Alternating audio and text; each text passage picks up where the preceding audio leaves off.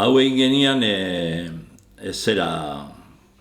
gozegrebaren bide hau, Juan Martin Elezpuru botazian, egun ematen, holako zerbait egitea asmatu zula, pentsatu zula. Eta ni oindela 3 urte sartu ninduan hemen. Eta nik holako lekutan, gozegreba ikusten diat, bidezkoa, ze herriak ez duenean ulertzen, edo medioengatik, edo danadalagatik, mezu bat jaso badu, eta hori sinisten badio, aukera bakarretarikoa duk, pixka bat eure borroka justua kaleratzeko, aurrera ateratzeko. Orduan, ideia Juan Martinena izatetik, gero pasatu dek beste batzuen gana. Adibidez, nik ere eukidiat hori, ideia hori. Eta taldean Iruña Beleia argitukoa gaitu danok. SOS Iruña Beleia, dek euskararen jatorria, dek Martin Txipia, baina gozegrebak bere gora bera gogorra dizkik, eta hor mailan eztabaidak egon dituk. Eta Iruña Beleia argituko batzarrean, maioriarekin erabaki zuan Iruña Beleia argitu bezala egitea. Baina falta ziren talde batzuk historikoak, SOS Iruña Beleia eta Martin Txipia. Eta hoiekin, eztabaida hau zabaldu eta borondate honekin konpondu genian, greba egitera goaztenok izena hartzea. Iruña Beleia argitzearen aldeko gozegrebalaria gaituk. Horre gaituk greba hasi dugunok. Eta gure helburua duk, orain arte bide judizialetik eraman denez, asuntua, honek eskatzen dik bide zientifikoa. 21. mendean, hainbesteko tresna, hain aurrerakoiak edukita, bide judizialetik eramateak etzaukak zentzurik. Eliseo Gileri, lehengotan baietz benetakoa zirela eta abar, eta ondoren guzurra zela, faltzua zela, beraiek faltzutu zituztela, zan ziotenean, beraren lehengo erabakia izanuan, hor dituzue, 50 pieza hartu, da eraman laborategitara. Inoketzion kasoekin. Inoketzion kasoekin. Eta orduan gure bidea, da gure helburua duk, behingoz bide judizialak bere martxa jarrai dezala, baina behingoz parlamentua, gure ordezkariak Gasteizen, hartu behar dutela erabakia, guzti behar direla, eta hau zientifikoki tratatu behar direla gai hauek. Adibidez, hor dauden muestra batzuk, lagin batzuk, benetan ondo antolatutako laborategietara eramatea. Belgikan, Inglaterran, Frantzian, bazeudek laborategiak hau aztertu ditzakenak, baina zehatz, mehatz. Pixka bat txantxa moduan esaten diago, garaia ez. Marra horiek ze ordutan egin diren ere esan ditzakela, ez?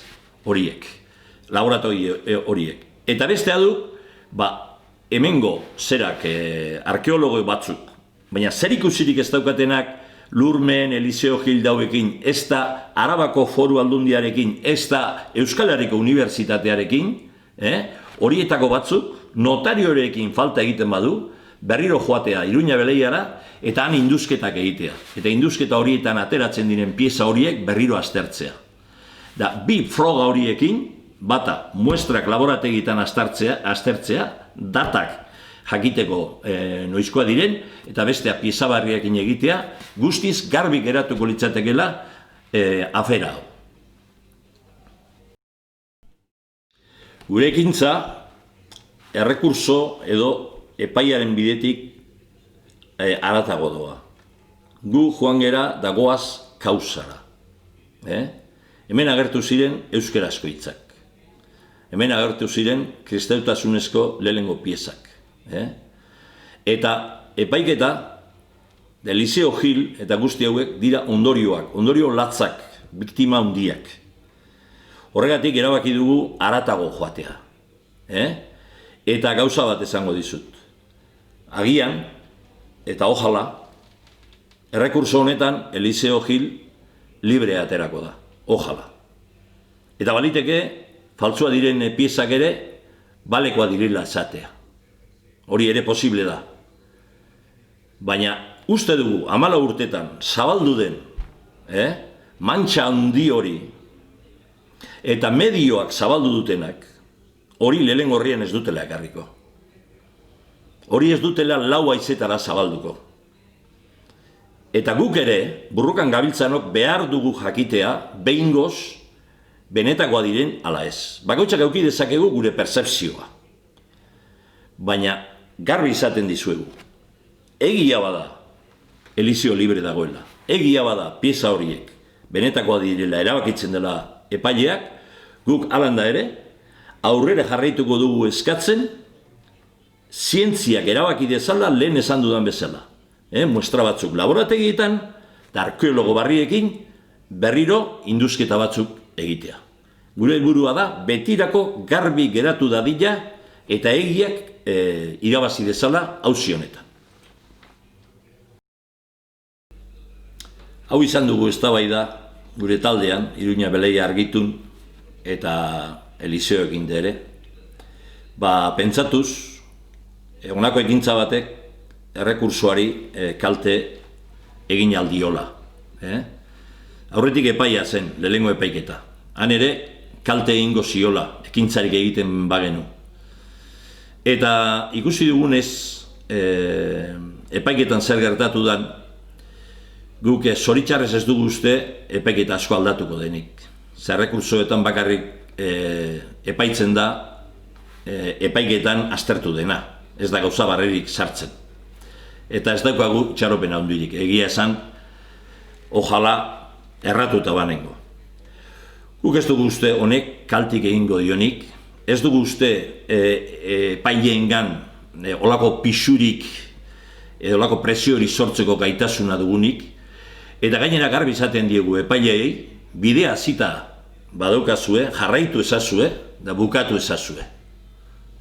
Ez dugu ikusten hori denik bidea gauza hau argitzeko, zientzia da horretarako tresna egokiena, eta goaz, benetan hori hartu behar zukeen ardura beraien ganagoaz. Hau da, parlamentuan izan diren aukeratuak erabaki behar dute, eta bi emaitza horiek nahi ditugu. Bi akordio horiek, bata, zientzia laborategietan, arkeometria laborategietan hor prestatuta dauden medioetan aztertzea pieza batzuk, eta arkeologo berri batzuk, zer ikusik ez daukatenak lehengo arkeologoekin, kata berriak edo indusketa berriak egitea. Guk ez dugu uste, naiz eta horre suposatu duen gure taldean eztabaida asko, guk ez dugu uste horremeste pixuri dugunik Espainiako justizian eragina izateko. Eta horregatik erabaki dugu aurrera egitea eta gaure bidea eramatea gainera, ez epaiketara, baizik eta parlamentura, Gasteizko parlamentura. Bai, nire kasua oso berezia ez dakit, baina tristea izan zen. Euskalduna naiz, gaztetan erderaz hitz egiten nuen, nire herrian, Markina Semeinen, tristea bada esatea ere, Markina Semeinen erderaz hitz egiten genuen, da gero euskera maitatzen ikasi genuen. Eta benetan, Arabako hirian euskarazko hitzak erromatarren garaian aurkitzea benetan izan zen berri itzela, berri handia. Izugarrizko poza, ni bintzet izugarrizko pozez bizi izan nuen. Baina nenbilen hainbeste gauzetan sartuta, politikan edo beste gauza askotan sartuta, baina berri bezala eta egunkari jale bezala nik hartu nuen oso pozik. Handik batzuetara, iruzurra izen zala eta guzti hori benetan izan zen niretzat, golpe itzela, golpe izugarria. Baina ez nuen auki gaitasunik galdetzen hasteko, beste batzuen gana joiteko, ze pasatu dek, imaginatu nuen Elizeo Gil bat, maltzurra, egia zan, zelan egin dezake hori, eta horrelakoak aukin nituen. Baina, gero, bastante zeregin banuen nire herrian da nire inguruan, albo batera utzi nuen. beste frustrazio bat gehiago gure herrian, ezta? Tartean egunkarian da irakurtzen dituen benetakotasunaren aldeko zerak, idatziak. Eta zer pentsatu arazi ematen zidaten, baina ikusten nuen gauza txikia zela, minoria zela. Orduan, pentsatzen nuen, ibiliko dituk berai lagunak edo olako zerbait. Eta egia esan ez dut parte hartu, ez dut bateren neure kontzientzia hortara jo. Auki nuen poza, auki nuen frustrazioa, noiz behinka jabetzen nintzen zerbait bat zegoela, baina galdutzat bezala izan zen hau.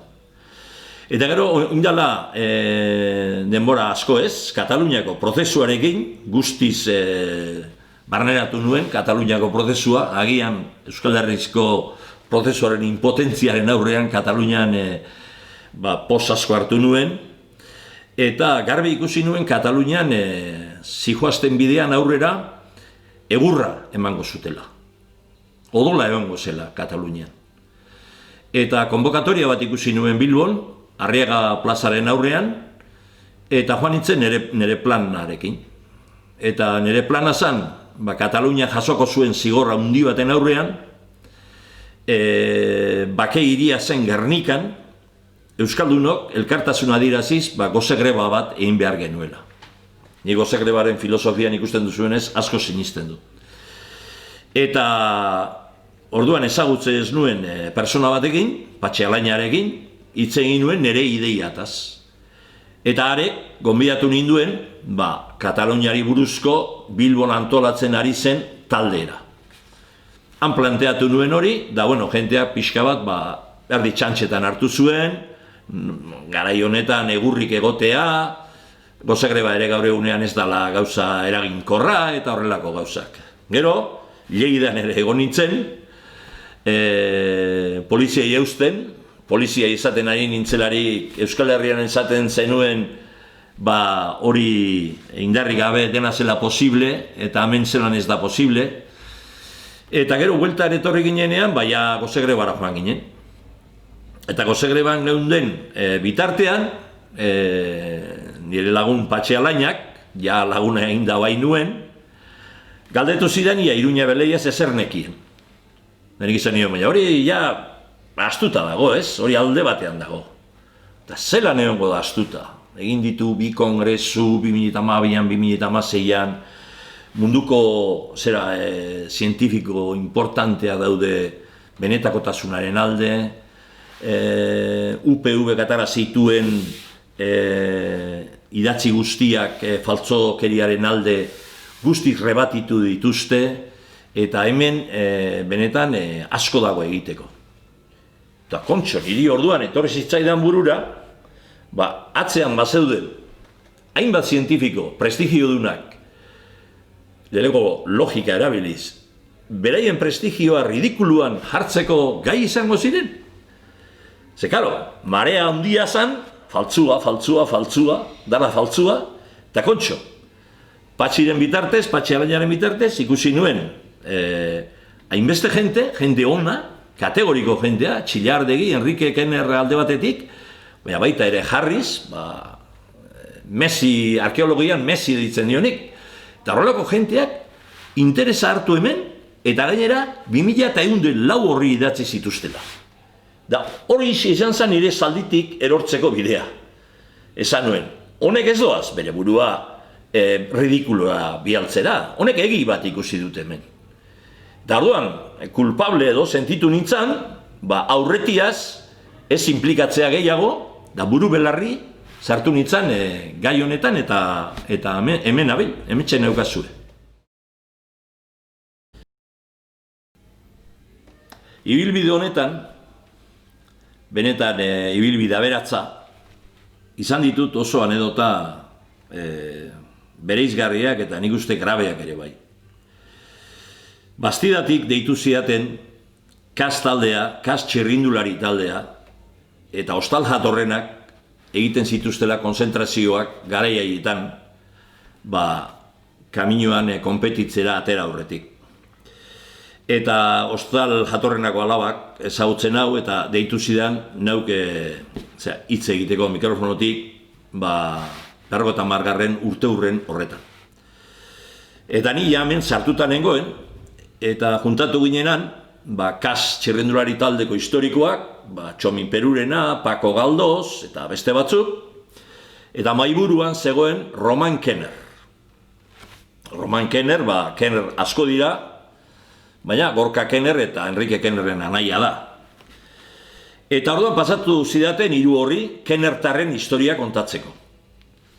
Eta ala egin nuen. Kontatu nuen Kennertarrek nola Alemaniatik etorri ziren, bodega bat hartu zuten Gasteizen, eta gero apurka-apurka sortu zuten kas imperio hori, ezta?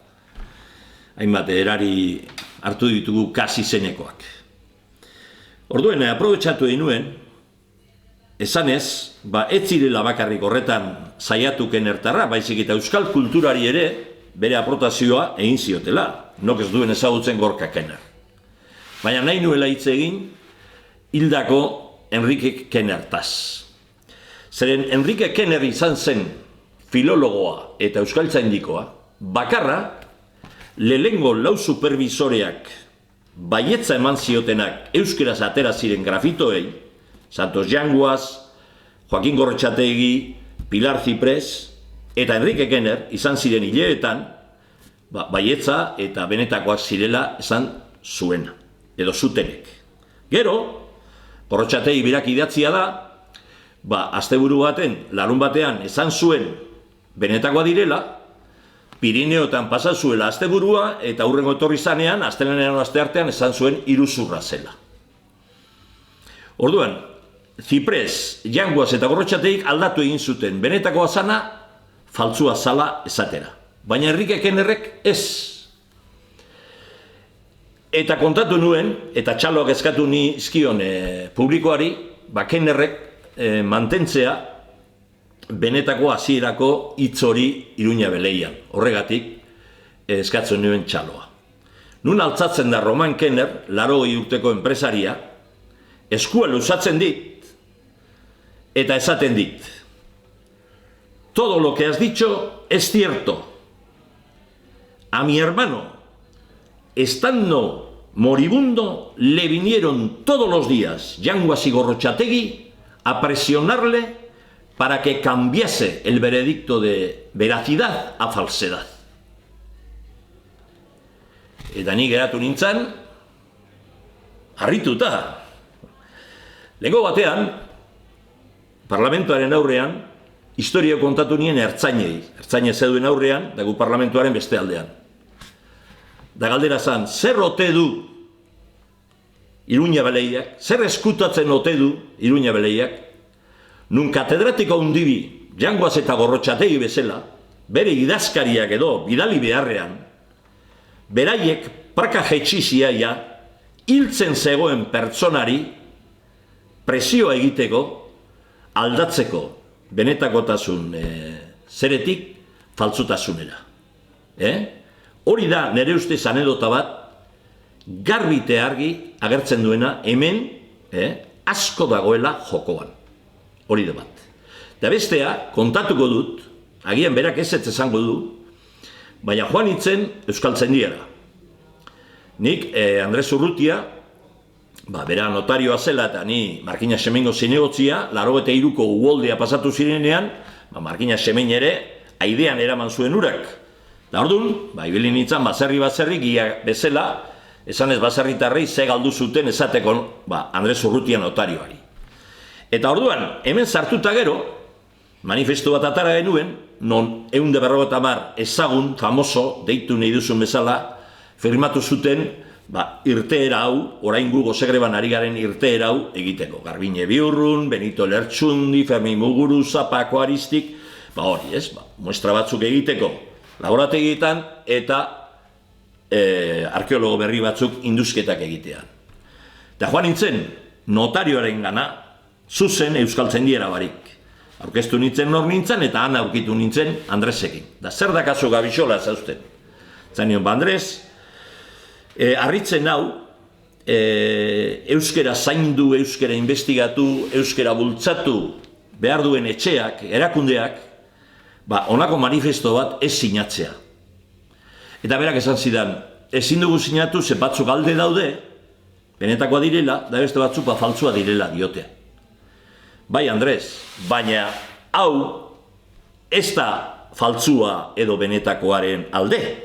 Hau da, investigatzeko, zientziaren bidez investigatzeko, benetan zer dan. Da erantzu zidan, baietz, Gabixola, baietz, ulertu dizut. Baina emetik ez da sinadurarik aterako. Eta ordu ni azarretu egin nintzen. Eta behar bada ez nituen esan hitz egokienak. Baina esan nion, Andres, badakizu zer esaten dizudan? Enrique Kenner hil egin zutela. Eta beraren erantzuna izan zen, eneuskizu esango ez ezbe. Eta hori hementxe gaudela da egia. Da ni horrekin joango naiz beste mundura. Hori horrelaxe izan zen. Eta askotan entzuten da Gürtel eta Pepekoak eta mila histori. Baina kasualidadea da, eta honekin bukatzen dut, kasualidadea da, lauretatik benetako hitza mantendu duzuen gizona, hain kantzer azkar batek eramatea. Hortxe usten dut nik historia, eta nire sinesmena jarraitzen du, orain dela 3 urtetik hasita, inoiz baino gogorrago, eta indar gehiagorekin hartu dugun borroka honetan.